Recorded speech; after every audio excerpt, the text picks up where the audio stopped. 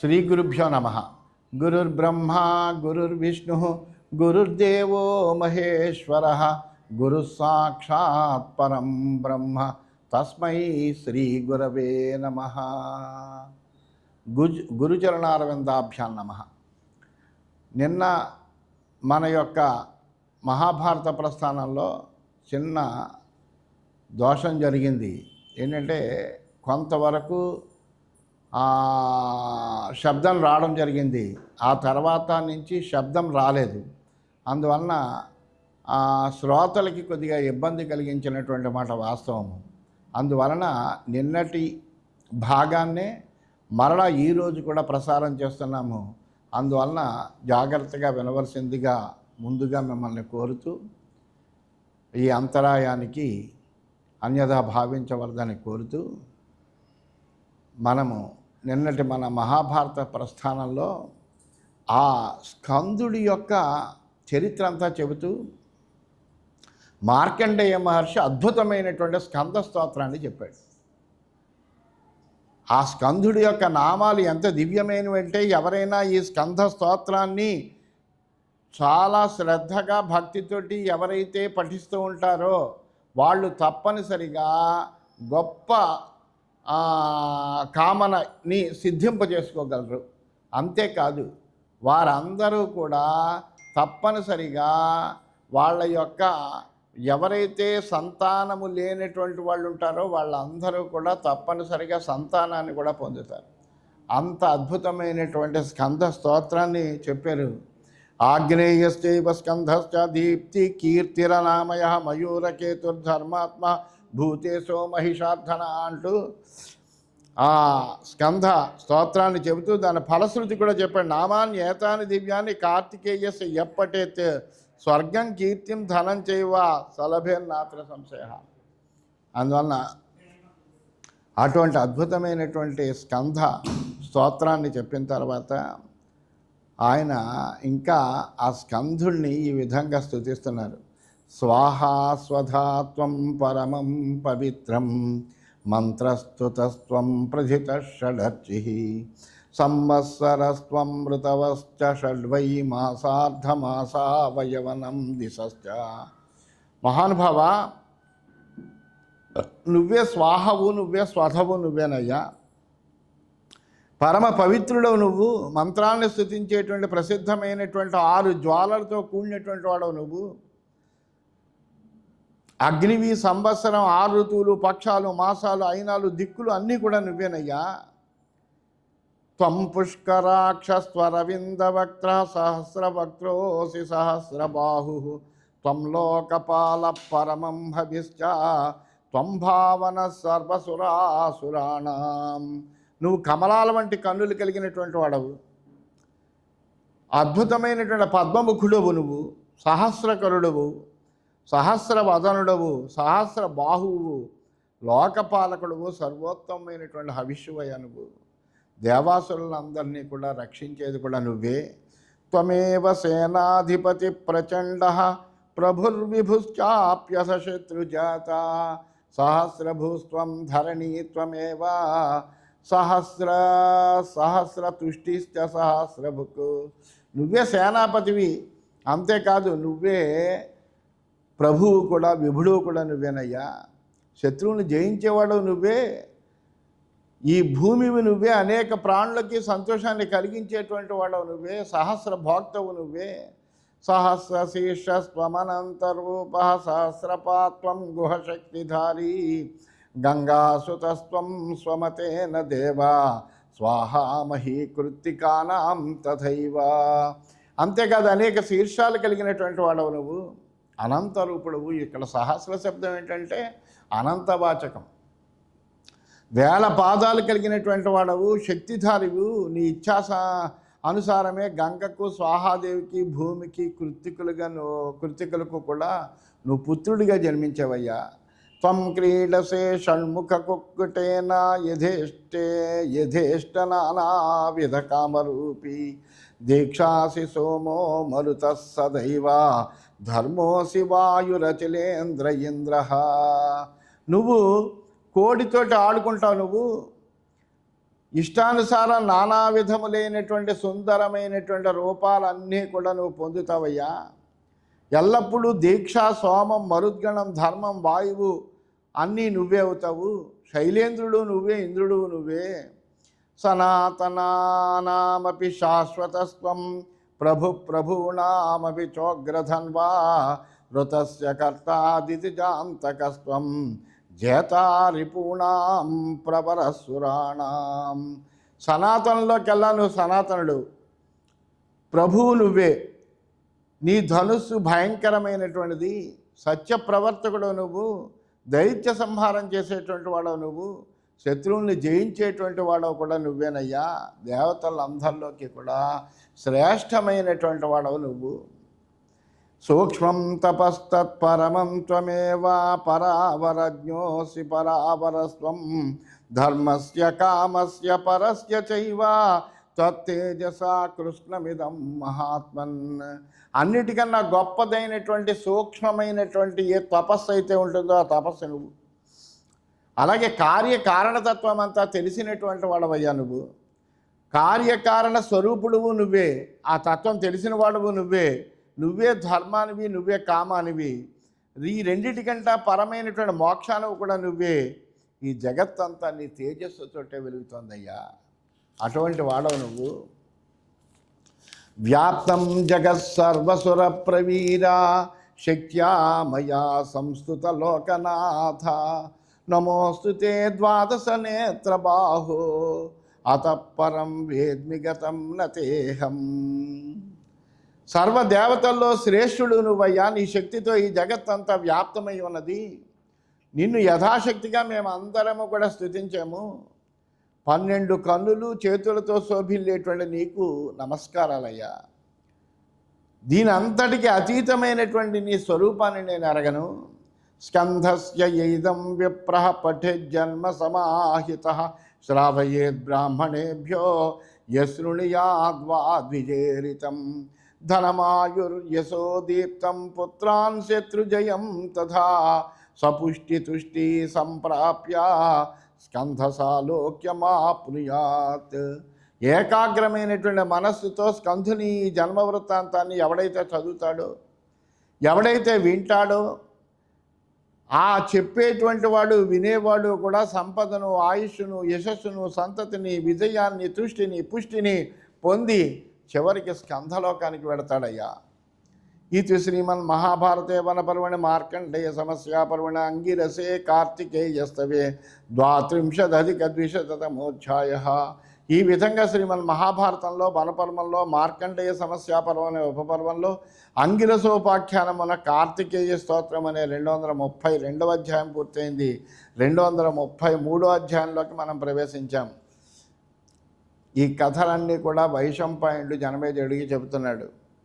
ఆ వైశంపాయనుడు అన్నాడు, ఉపాసీనేషు విప్రేషు పాండవేషు మహాత్మసు ద్రౌపదీ సత్యభామా చ విభిషాతే తదా సమం జాహస్యమానే సుప్రీతే సుఖం తత్ర నిషీదతు చిరస్య దృష్ట్వా రాజేంద్ర తే అన్యోన్యస్య ప్రియం వదే. ఓ జనమేజయ మహారాజా, మహాత్ములైనటువంటి విప్రులు, పాండవులు అందరూ ఆసీనులయ్యారయ్యా. అలాగే ద్రౌపది సత్యభామలు ఇద్దరు ప్రక్క పక్కనే కూర్చున్నారయ్యా. ఒకరినొకరు చూసి చాలా కాలమైంది. వాళ్ళు చాలా మంచి స్నేహితులు, సన్నిహితులును, అటువంటి మంచి బంధుత్వం కలిగినటువంటి వాళ్ళు. అందువలన ఒకే ఈడు వాళ్ళు. దాంతో వాళ్ళిద్దరి మధ్య చాలా సఖ్యత అనేటువంటిది ఉంది. ఒకరినొకరు చూసి చాలా కాలం అవుతుంటే ఇద్దరు చక్కగా పరిహాసాలు చేసుకుంటూ ఒకరినొకరు కుశలం అడుగుతూ చాలా సుఖంగా మాట్లాడుకుంటున్నారు. కథయా మాసతుశ్చిత్రా కథా కురు యదుత్థతా యదుత్థితా అథాబ్రవీత్ సత్యభామా కృష్ణస్య మహిషీ ప్రియా సాత్రాజితి యాజ్ఞసేనీం రహసీదం సుమధ్యమా కేన ద్రౌపది వృత్తేన పాండవానధితిష్టసి లోకపాలోపమాన్ వీరాన్ పునః పరమ సంహతాన్ కథంచ వసగాస్తుభ్యన్న కుప్యంతి చ తే శుభే. సత్యభామ వాళ్ళు అనేకములైన విషయాలు మాట్లాడుకుంటూ ఉండగా సత్యభామ రహస్యంగా ద్రౌపదితోటి ఈ విధంగా అంటావు, ద్రౌపది, నువ్వు ఇంతటి గొప్పవాళ్ళైనటువంటి మహాపరాక్రమవంతులైనటువంటి పాండవుల్ని భర్తగా పొందేవు 5గురిని. కానీ వీళ్ళని నువ్వు ఎలా వశం చేసుకున్నావో నాకు తెలియదు. ఎందుకంటే నీకు 5గురు భర్తలు, కానీ అంత అన్యోన్యంగా మీరున్నారు. పైగా వాళ్ళందరూ కలిసికట్టుగా ఉండేటువంటి వీరులు, వాళ్ళంతా నీ వశమయ్యారు. నీ మీద ఎప్పుడు కోప్పడ్డం కానీ, లేకపోతే నిన్ను ఏదైనా అనడం కానీ ఏమీ అసలు ఉండదు. నీ మాట వినకపోవడం కానీ ఏమీ ఉండదు. అంత గొప్పగా నువ్వు ఎలా వీళ్ళని వశం చేసుకున్నావు. తపవస్యాహి సతతం పాండవాః ప్రియదర్శనే ముఖ ప్రేక్షాస్తే సర్వే తత్వమే తద్బ్రవీహి మే. ఎప్పుడు ఈ పాండవులందరూ నీకు సదా వశ్యులై ఉంటారు. నీ ముఖ దర్శనం కోసం తాతాలాడుతూ ఉంటారు. ఎప్పుడు ద్రౌపదిని చూస్తామా, ద్రౌపది నన్ను ఎప్పుడు చూస్తుందా అన్నట్టుగా చూస్తారు వాళ్ళు. ఇందులో ఉండేటువంటి రహస్యం ఏంటో చెప్పవమ్మా అని సత్యభామ అడుగుతుంది. వ్రతచర్యా తపోవాపి స్నానమంత్రౌషధాని వా విద్యావీర్యం మూలవీర్యం జపహోమాగదాస్తథా మమాద్యాచక్ష పాంచాలి యశస్యం భగదైవతం ఏన కృష్ణే భవేర్నిత్యం మమ కృష్ణో వశానుగః. దీనికి ఏమైనా నువ్వు వ్రతం ఏమైనా ఆచరించావా, లేదా ఏదైనా తపస్సు చేసావా, లేకపోతే ఏదైనా మంత్ర ఉపదేశం ఏమైనా ఉందా నీకు? ఏమైనా ఔషధ మూలికలను ఏమన్నా నువ్వు వాడుతున్నావా? లేకపోతే నీకు ఏదైనా ఒక రహస్యమైనటువంటి విద్యాశక్తి ఉందా, మూలశక్తి కానీ, లేదా జపహోమాలు ఏమైనా చేస్తున్నావా, అంజనాలు ఏమైనా ఉన్నాయా? ఏంటి ద్రౌపది, నువ్వు అసలు ఏం మాయ చేస్తున్నావు? ఇదంతా నాకు చెప్పాలి. ఎందుకంటే సౌభాగ్యాన్ని వృద్ధి చేసుకునేటువంటి మార్గాలు ఏవో నీకు చాలా తెలుసు. అవన్నీ కూడా నాకు చెప్పు. అవి నాకు తెలిస్తే వాటితో నేను కూడా నా కృష్ణుడిని వశం చేసుకుంటానమ్మా అని అడిగింది. ఏవముక్త్వా సత్యభామ విరరామ యశస్విని పతివ్రత మహాభాగా ద్రౌపది ప్రత్యువాచతాం. ఈ విధంగా సత్యభామ అడగగానే పతివ్రత అయినటువంటి ద్రౌపది ఈ విధంగా సమాధానం చెప్పిందట. అసత్స్త్రీణాం సమాచారం సత్యే మాం అనుపృచ్ఛసి అసదాచరితే మార్గే కథం స్యాదను కీర్తనం. ఓ సత్య, నువ్వు ఇలా అడుగుతున్నావేంటమ్మా? నువ్వు ఏవైతే అడిగేవో అవన్నీ దుష్టమైనటువంటి స్త్రీలు ఆచరింపదగినటువంటివి. అటువంటివి వాటి గురించి నన్ను అడిగితే నేనేం సమాధానం చెబుతాను? అనుప్రశ్న సంశయో వా నైతత్వయ్యుపపద్యతే తదాహ్యుపేత బుద్ధ్యా త్వం కృష్ణశ్చ మహిషీ ప్రియా. అసలు ఇలాంటి ప్రశ్న కానీ సందేహం కానీ నీకు రాకూడదు. అసలు నువ్వు కృష్ణుడిని నేను ఏదో చెబితే వశం చేసుకోవడం ఏమిటి? నువ్వు చాలా బుద్ధిమంతురాలువు. అంతేకాదు మా కృష్ణుడికి ఇష్టమైనటువంటి ప్రియ సఖివి, రాణివి నువ్వు. అందువల్ల నువ్వు నేను చెప్పిన మాట విని అప్పుడు కృష్ణుడిని వశం చేసుకోవడం అంటమ్మా. యదైవ భర్త జానీయాత్ మంత్రమూల పరాం శ్రియం ఉద్విజేత తదైవాస్యాః సర్పాద్ భీష్మగతాదివా. మంత్రతంత్రాలు పెట్టేటువంటి భార్యను గురించి భర్తకి తెలిస్తే అతడు చాలా భయపడతాడమ్మా. ఇంట్లో పామును పెట్టుకున్నట్టుగా వాడి కుదురు లేకుండా పోతుంది. ఏమో ఏ మంత్రం పెడుతుందో, ఈమె ఏం చేస్తుందో అనేటువంటి ఒక భయంతో బ్రతుకుతాడు వాడు.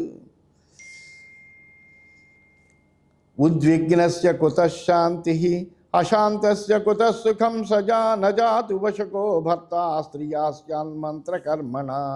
అలా వ్యాకులు పడితే ఏముంటుంది? శాంతి అనేటువంటిదే ఉండదు. శాంతి లేని వాటికి సుఖం ఉండదు.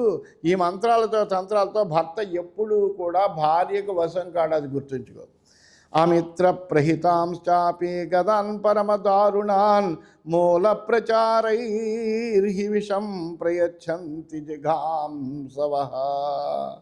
మోసంతో శత్రువులు పంపించినటువంటి ఔషధుల్ని భర్తకు పెట్టి ఎందరో స్త్రీలు వారిని తీవ్ర వ్యాధులకు గురి చేశారమ్మా.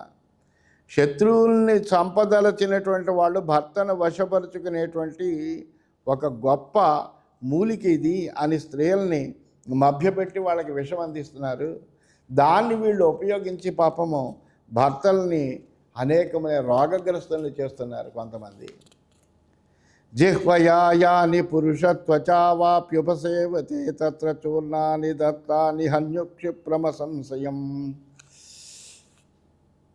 ఇతరులను వశం చేసుకోవడానికి ఔషధాలని అమ్ముతూ ఉంటారు వాళ్ళు. అవన్నీ కూడా విష పదార్థాలు. అవి పెడితే రోగగ్రస్తులు అవుతారమ్మా. అలాంటి వాళ్ళు ఇచ్చినటువంటి చూర్ణాలు నాలుకో చర్మానికో తగిలితే కనుక నిస్సంశయంగా అవి మనుషుల్ని చంపగలుగుతాయి కూడా. అంతటి విషం ఉంటుంది. జలోదర సమాయుక్తా క్షిత్రిణ పరితాస్తదా అపుమాంస కృత స్త్రీభి జడాంధబధిరాస్తదా. ఎందరో స్త్రీలు ఏమనుకుంటారంటే ఆ మందులు అవి పెట్టి భర్తలను వశం చేసుకుంటున్నాము అని అనుకుంటారు. వాళ్ళకి జలోదరం, శ్వేత, కుష్టి వ్యాధులకు గురి చేస్తూ ఉంటారు. అకాలంలో వృద్ధుల్ని చేస్తారు. నపుంసకులుగా, గుడ్డివాళ్ళుగా, మోగవాళ్ళుగా కూడా మారిపోతూ ఉంటారు ఆ మందులకి. పాపానుగాస్తు పాపాస్తా పతిం అపసృజంత్యుత నజాతు విప్రియం భర్తు స్త్రియా కార్యం కథాంచన. ఈ రీతిగా పాపాత్మలను అనుసరించినటువంటి పాపాత్మలైనటువంటి స్త్రీలు భర్తలను బాధలకు గురి చేస్తారమ్మా.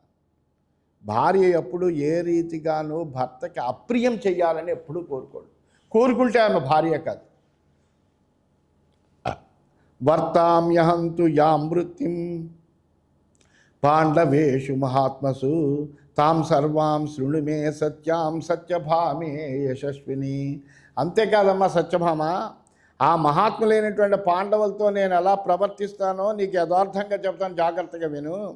అహంకారం విహాయాహం కామక్రోధౌ చ సర్వదా సదారాన్ పాండవాన్ నిత్యం ప్రయతోపచరామ్యహం. నేను అహంకారాన్ని పూర్తిగా వదిలిపెడతాను. ఏ స్త్రీ అయితే అహంకారాన్ని పూర్తిగా వదిలిపెట్టి భర్తకి సేవలు చేస్తూ ఉంటుందో ఆమెకి ఎప్పుడూ భర్త వశమే అవుతాడు.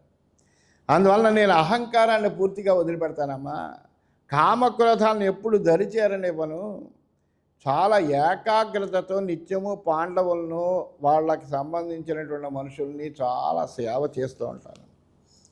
ప్రణయం ప్రతి సంహృత్య నిధాయాత్మానమాత్మని శుశ్రూషుర్నిరహం మాన పతీనాం చిత్తరక్షిణి. నా కోరికలను నేను నియంత్రించుకుంటాను. ఒళ్ళు మర్చిపోకుండా సేవాభావంతో పనిచేస్తాను. భర్తల మనస్సుల్లో ఏముందో అది ఎరిగి ప్రవర్తిస్తాను. అహంకారానికి కానీ అభిమానానికి కానీ తావివ్వను. ఆ విధంగా సేవ చేస్తానమ్మా. దుర్వ్యాహృతాఛంకమానా దుస్థితాత్ దురవేక్షితాత్ దురాసితాత్ దుర్వ్రజితాత్ ఇంగితాధ్యాసితాదపి. అలాగే చెడ్డ మాటలు మాట్లాడడం కానీ, చెడ్డదైన ప్రవర్తన కలిగి ఉండడం కానీ, నిలకడలేనటువంటి చూపు అంటే చంచలమైన చూపులతో ఉండడం కానీ, తగని చోట కూర్చోవడం కానీ, తగని నడక నడవడం కానీ, వీటికి అవకాశం లేకుండా నేను జాగ్రత్త పడతాను. భర్తల అభిప్రాయాలను గ్రహించి అనుసరిస్తూ ఉంటాను. సూర్య వైశ్వానర సమాన్ సోమకల్పాన్ మహారథాన్ సేవే చక్షుర్షణ పార్థాన్ ఉగ్రవీర్య ప్రతాపిన. ఆ కౌంతేయులున్న చూసావా, వాళ్ళు సూర్యుడితోటి అగ్నితోటి సమానమైన వాళ్ళు, చంద్రుడితో సమానమైన వాళ్ళు, మహారథులు వాళ్ళు, కంటితోనే శత్రువుల్ని చంపగలిగినటువంటి వాళ్ళు, భయంకరమైన బలపరాక్రమాలు కలిగినటువంటి వాళ్ళు. వాళ్ళని ఎప్పుడూ సేవ చేస్తూ ఉంటాను. దేవో మనుష్యో గంధర్వ యువాచాపి స్వలంకృత ద్రవ్యవాన్ అభిరూపో వా నమే అన్య పురుషో మత. అంతేగా దేవుడైనా, మనుష్యుడైనా, గంధర్వుడైనా, యువకుడైనా, లేకపోతే మరి ఎవడైనా, ధనవంతుడైనా, అందగాడైనా సరే, మరొక మగవాడికి నా మనస్సులో ఎప్పుడూ చోటు ఉండదు. నా భర్తల్నే నేను గౌరవిస్తాను, వాళ్ళనే నా మనస్సులో ఉంచుకుంటాను. నా భుక్తవతి నా స్నాతే నా సంవిష్టే చ భర్తరి న సంవిషామి నాశ్నామి సదా కర్మ కరేష్వపి. అలాగే భర్త, ఆయన సేవకులు తినకుండా నేను అప్పుడు తినను. అసలు ముందర నా భర్తలకు అన్నం పెడతాను, తర్వాత వాళ్ళ సేవకులకి పెడతాను, ఆ తర్వాత నేను తింటాను. అలాగే వాళ్ళు స్నానం చేయకుండా నేను స్నానం చేయను, భర్త శయనించకుండా నేను నిద్రించను. అంటే భర్తని అనుసరించి పతి వ్రత అన్నారు. పతి అనుసరించే గచ్చతి పతి వ్రత. అందువలన ఆ భర్తను అనుసరించి వెళ్ళడమే కానీ వాళ్ళని అతిక్రమించి వెళ్ళడం అనేటువంటిది నా జీవన విధానంలో లేదమ్మా అని పతివ్రత అసలు ఎలా ఉండాలి, ఎలా ఆమె పనులు చేసుకోవాలి, ఎలా ఉంటే ఆమెకు భర్తలందరూ వశం అవుతారు, ఆమె ఏమి ఆచరిస్తోంది అనేటువంటి విషయాలన్నీ కూడా చాలా చక్కగా ద్రౌపదీదేవి ఆ సత్యభామ అడిగినటువంటి ప్రశ్నకు సమాధాన రూపంగా చెబుతోంది. వ్యాసాచార్యుడు ఆ ద్రౌపది చేతిలో చెప్పిస్తున్నాడన్న మాటే కానీ ఆ ద్రౌపది ముఖంతో స్త్రీలందరికీ కూడా ఇదొక గొప్ప ఉపదేశంగా చేస్తున్నాడు అని మనం గ్రహించాలి. ఇంకా చాలా మంచి విషయాలు చెబుతున్నాడు. అవన్నీ రేపటి భాగంలో విందామని తెలియజేస్తూ స్వస్తి.